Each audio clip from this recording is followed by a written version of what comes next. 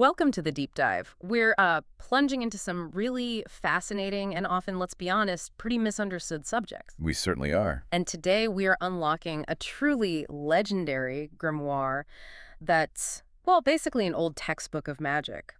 It's the Goetia of Solomon the King, specifically the version edited and commented on by the very enigmatic Aleister Crowley. That's the one. And you've given us quite the stack of dense mystical texts here. Our mission, really, is to cut through all the jargon, pull out the surprising bits, and help you understand what this ancient stuff means. Yeah. Both back then and maybe even now. Yeah, think of it as your shortcut. You'll sound truly well-informed about something that's fascinated magicians, scholars, and, well, just curious people for centuries. Absolutely. It's got that enduring appeal, hasn't it? It really does. So what's the plan? We'll explore the history, the structure of this infamous book first. Then we get to meet some of its really peculiar spirits. That's always fun. Right. And then this is where I think it gets really interesting. We unravel Aleister Crowley's view. It's this groundbreaking, kind of materialistic reinterpretation that just challenges everything you thought you knew about magic. It really flips the script, turning it into something almost psychological, modern even. Exactly. So, okay, let's lay the groundwork. This book we're looking at, the Goetia of Solomon the King, this specific version, 1904, right? Correct, 1904. And it's actually the first book of a larger collection from the 17th century. Yeah. An English compilation called the Lemegeton, or the Lesser Key of Solomon. The Lesser Key, got it. And it's steeped in tradition, Yeah. supposedly compiled from all sorts of older manuscripts, Hebrew, Latin, French, English. And, well, the big name attached is King Solomon himself. Ah, Solomon. And the lore around him is just wild, isn't it? The traditional story. It really is. The narrative goes that Solomon, famed for his wisdom, somehow managed to bind 72 chief spirits. Big names, too, like Belial, Asmodee, Gap. Powerful ones. Very. He supposedly bound them in a brass vessel because they were, well, prideful, and then he chucked it into a deep lake in Babylon. Just like that. Into a lake. But that's obviously not the end of it. No, definitely not. Legend says later on some Babylonians found the vessel. They figured, hey, treasure inside, so they broke it open. Oops. Big oops. Out flew the 72 chief spirits, their legions trailing behind them. They zipped back to their old haunts, apparently, all except one, Belial. Belial, right. What happened with him? He famously entered some kind of idol or image and started receiving worship, sacrifices. Yeah. The works. So that story kind of sets the stage for the Goetia. It explains how these powerful beings got loose and became, well, available for magicians to try and summon. Right. It provides the backstory for the whole operation. So the Goetia is just one part of this bigger Lemegeton. What else is in there? It sounds like a whole library. It sort of is. Usually it's seen as having 5 parts. Yeah. You've got the Goetia, which is all about commanding these, well, demons or spirits. Then there's Thurgia Goetia. Thurgia Goetia? Yeah, that deals more with aerial spirits, kind of mixed nature, good and evil. Then the Pauline art that focuses on spirits linked to planetary hours, zodiac signs, stuff like that. Or astrological. Kind of. And the Ars Almadel, which is about good spirits connected to the zodiac too, sometimes also called Theurgia. And finally, there's the Ars Nova, or Ars Notoria. Ars Notoria. I've heard of that one. Right. It's a book of prayers, orations, supposedly given to Solomon by the Archangel Michael. Had these notes written with the finger of God, apparently, which gave Solomon his great wisdom. So you see the range. From demons to angels. It really covers the whole spiritual spectrum, doesn't it? Okay, so we have this ancient, complex text. How does Aleister Crowley fit in? He's described as a poet, skilled student of magical lore, and an expert Kabbalist, which, for listeners, a Kabbalist studies Jewish mysticism, divine names, that sort of thing. Right. Well, Crowley was brought in to finish the translation and editing work. The original translator, a guy named S.L. McGregor Mathers. From the Golden Dawn, right? The Magical Society. Exactly. A very prominent figure in the Hermetic Order of the Golden Dawn. Well, the introduction cryptically says Mathers succumbed unhappily to the assaults of the 4 great princes. Make of that what you will. Intriguing. So Crowley steps in, finishes the job, and publishes it in 1904. And that edition is key because of his introductions, his notes, his whole reinterpretation, really, which was and still is pretty controversial. Okay, let's get to the really juicy part, meeting these spirits. The Goetia lists 72 main ones, and they sound like quite a cast. What's the core idea behind them? Are they just monsters? Well, their forms are often monstrous, yeah. But it's more than that. What's really striking is, first, how they kind of represent a projection of human fears and desires. And second, how specific and almost bureaucratic it all is. Bureaucratic. How so? Well, each of the 72 is a principal spirit. They have ranks king, duke, marquis, president, earl, knight, prince. Like a demonic nobility. Exactly. And they appear in all sorts of forms, human, animal, bizarre hybrids, even just as a star. Plus, each one commands a specific number of legions of lesser spirits. And they all have distinct offices or powers, things they can do for the magician. Okay, give us some examples. Let's make this vivid. Who is on the roster? All right, let's start with number 1, Baal. He's a king, rules the east. His main trick, making you invisible. Apparently, he shows up as a cat, a toad, a man, or all three at once, and speaks hoarsely.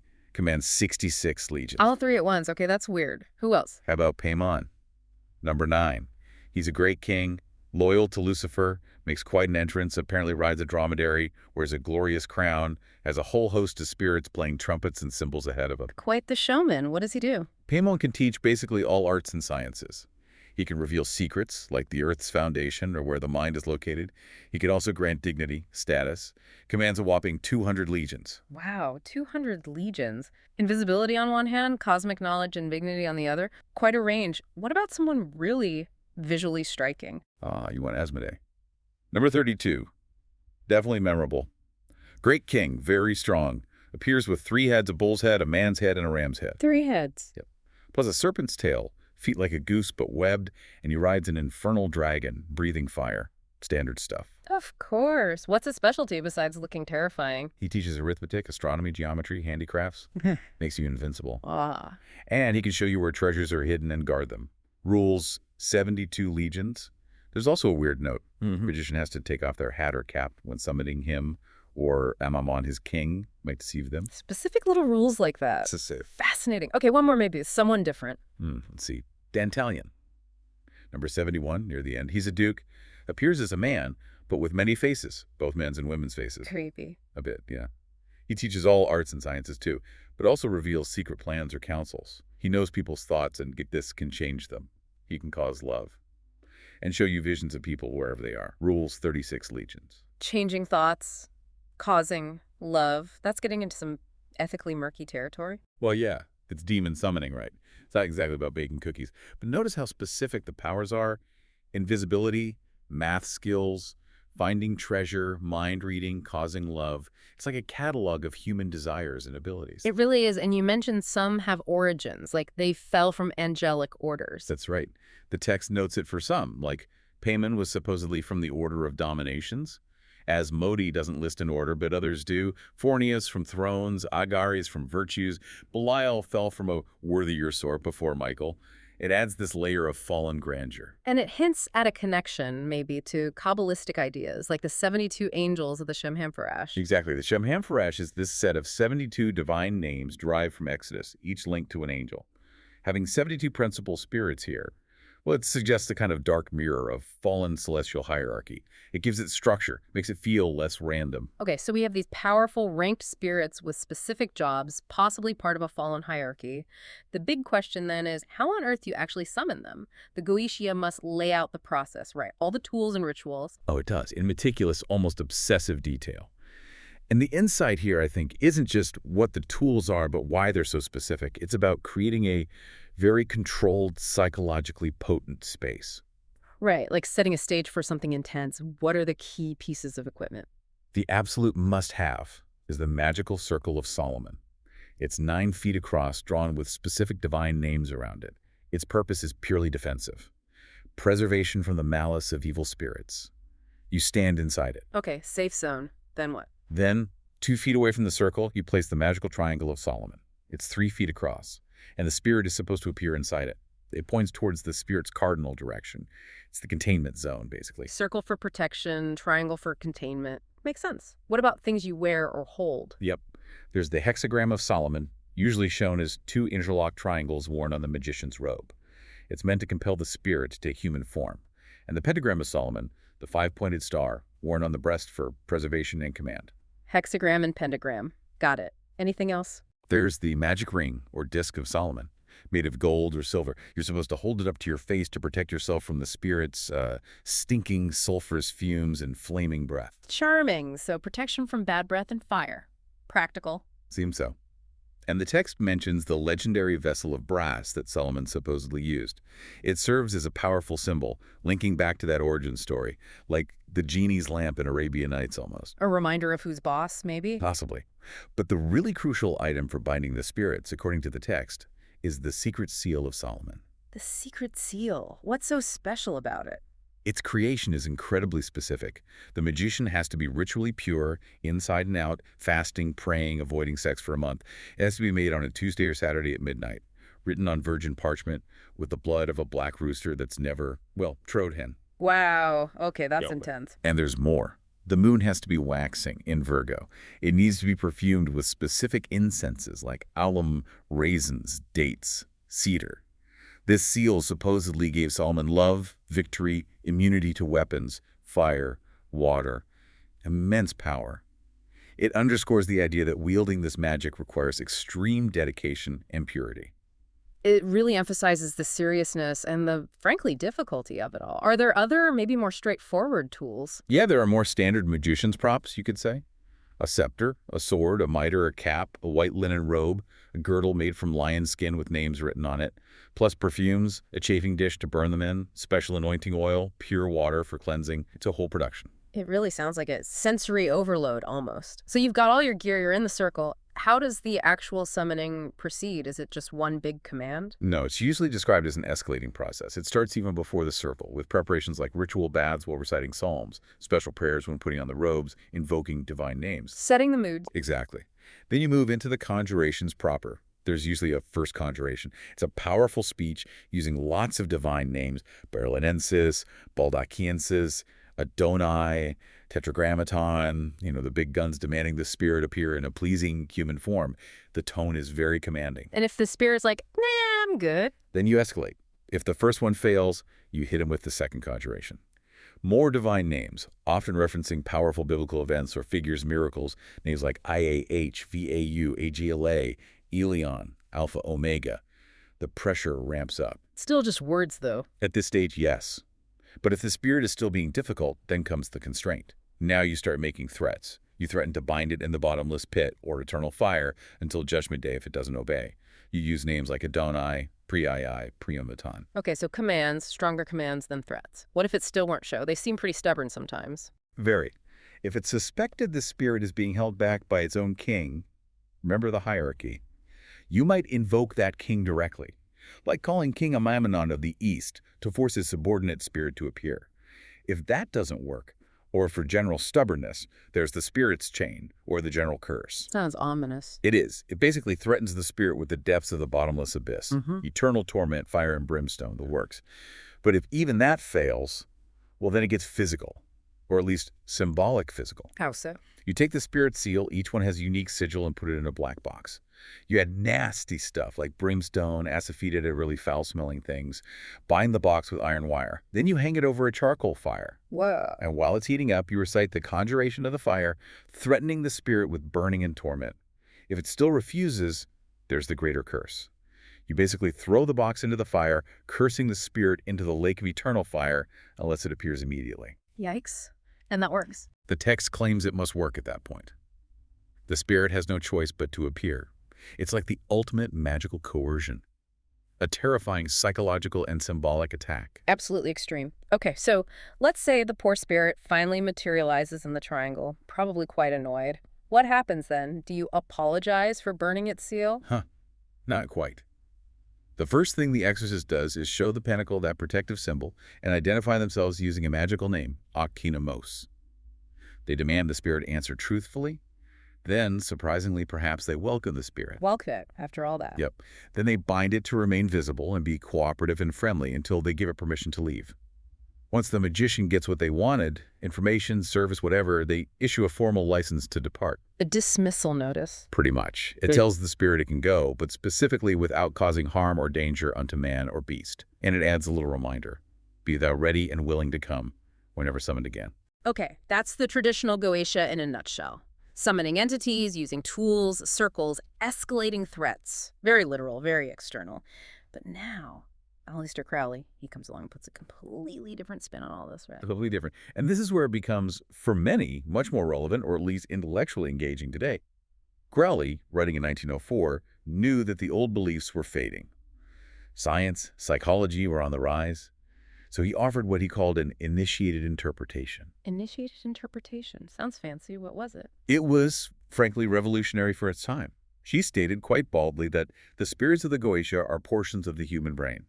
Just like that, a purely materialistic, rational statement. No external demons needed. Portions of the brain. So Baal, Asmodee, Dantalion, they're not out there. They're in here, inside our heads. That's exactly Crowley's premise. He saw the whole elaborate ritual not as contacting external intelligences, but as a complex psychological technique for accessing and influencing different parts of one's own consciousness. Wow, okay. So how did he reinterpret all the tools and procedures then? The circle, the seals? Well, for him, the seals weren't spirit calling cards. They were methods of stimulating or regulating those particular spots of the brain through the eye. Visual keys, essentially. Like focusing tools. Sort of. Yeah. And the divine names, all those powerful words you chant, those were vibrations calculated to establish general control of the brain, or control over the brain in detail, or control over one special portion. Sound patterns designed to trigger specific mental states. And the perfumes, the incense. Same idea. They aid the stimulation through the sense of smell. So for Crowley, the whole magical operation, the circle defining your space, the chanting, the smells, the symbols you wear, even any symbolic sacraments, it all works together to produce unusual brain changes. Unusual brain changes, like altered states of consciousness. Precisely. And when these internal changes are profound enough, they get projected outward and perceived as external phenomena. The appearance of the spirit, its voice, that's the activated part of your brain manifesting subjectively. Okay, that makes a strange kind of sense. So how does this apply to the effects of the magic? Yeah. Like getting Baal to make you invisible. You don't actually vanish, presumably. No. Crowley would say summoning Baal for invisibility is about activating a subconscious faculty. Maybe it's the ability to be unobtrusive, to go unnoticed, to blend in. You feel invisible, or you act in a way that makes others overlook you. It's psychological invisibility, not literal. Right. And what about, say, Asmodee teaching you math or finding treasure? For Crowley, getting information from a spirit like Asmodee is simply bringing up facts from subconsciousness, accessing things you already knew but forgot, or stimulating latent intellectual abilities, and obtaining treasure. That's reinterpreted as stimulating your business capacity, your internal drive and acumen for success. Unlocking your own potential for wealth, basically. Exactly. It's all internal potential being accessed. Okay, but what about the really weird one? Destroying enemies. How does psychology explain that away? Sounds pretty malicious. This is maybe the most surprising reinterpretation. Crowley says that the magical goal to destroy our enemies is actually to realize the illusion of duality, to excite compassion. Wait, what? Destroying enemies means feeling compassion? Bizarre. Right. But his idea seems to be that the process leads you to understand that the enemy is just another part of the whole, perhaps even a projection of your own shadow self. Realizing that dissolves the conflict internally. It's an incredibly sophisticated, almost Buddhist twist on a seemingly aggressive magical aim. That is completely unexpected, turning black magic into spiritual enlightenment. Pretty much. And similarly, Dantalion's power to change thoughts or cause love wouldn't be external psychic manipulation for Crowley. It would be about developing your own empathy, your persuasive skills, maybe even achieving a state of self-love or charisma that naturally influences how others perceive and react to you. So this ancient book of spirits becomes a manual for psychological self-development. That's the essence of Crowley's view. He concluded that ceremonial magic, seen this way, is a series of minute, though of course empirical physiological experiments. He even kind of downplays his own need for it, saying he's offering this interpretation for others less fortunate, almost like an apology for dealing with such seemingly archaic stuff. He really wanted to bridge occultism and modern science. It's a fascinating bridge. Okay, beyond the tools and the psychology, there's another layer here we touched on. Language. The Goetia isn't just in English, is it? It's a mix. Right, it's a real linguistic melting pot. The text itself draws on Hebrew, Latin, French, English sources. You see divine names from Hebrew, conjurations with Latin phrases, bits that clearly came through French manuscripts. A babble of power, you called it in the notes. Yeah, that fits. But Crowley adds another layer, the so-called Angelic Language, or Enochian. Enochian. That comes from John Dee, right? Queen Elizabeth I's advisor. Exactly. From the scrying sessions John Dee and his seer, Edward Kelly, conducted back in the 1580s, they believed they were receiving a language directly from angels. And Crowley put the Goetia conjurations into this language. Yes. The notes mention that perturabo, which was Crowley's magical name, rendered the conjurations into this magical or angelic language. Enochian itself is strange. A relatively small vocabulary, maybe a few hundred words, often spelled semi-phonetically because the pronunciation was tricky. Sounds kind of clunky. It's often described as an awkward pigeon form when people try to adapt it for new texts like this. Yeah. But its inclusion adds this extra layer of arcane mystery, this idea of using a supposedly divinely revealed language to command these spirits. It deepens the complexity. Okay, so we've covered a lot. The traditional view of the Goetia as a demon summoning manual, the tools, the rituals, and then Crowley's radical psychological reinterpretation. What's the big takeaway here? What does it all mean for us looking back? Well, I think it shows us a text that works on multiple levels. On the surface, yeah, it's a grimoire, a spell book for contacting spirits. But viewed through Crowley's lens, it becomes this intricate blueprint for exploring the depths of the human mind, the subconscious, maybe. So it's about power, but maybe internal power rather than external. Or perhaps the lines are blurry. Whether you believe the spirits are real entities out there or powerful psychological complexes within us, the Goetia taps into this fundamental human drive, the desire for knowledge, for control over our lives, for transformation. It really makes you question what reality even is, doesn't it? How much our internal state shapes our external experience. Absolutely. It forces you to think about the power of belief, the power of ritual, the power of focused intent, regardless of the metaphysical framework you put around it. So here's a final thought, something for you, our listeners, to chew on. If these incredibly elaborate rituals, these specific seals and names from the Goetia, can be seen as a technology, albeit an ancient symbolic one, for unlocking potential within the human brain. Interesting way to put it. A technology. Yeah. Then what other ancient practices, things we might just dismiss as superstition or primitive belief? What keys might they hold? Could things like ancient meditation techniques, shamanic journeys, even folk magic traditions? Could they also be sophisticated systems for understanding and influencing consciousness, just expressed in a different language? It's a great question. What other psychological technologies might be hidden in plain sight, just waiting for a modern Crowley to reinterpret them? Exactly. What surprising depths might lie hidden beneath the surface of things we think we already understand or things we've too easily dismissed? Makes you wonder.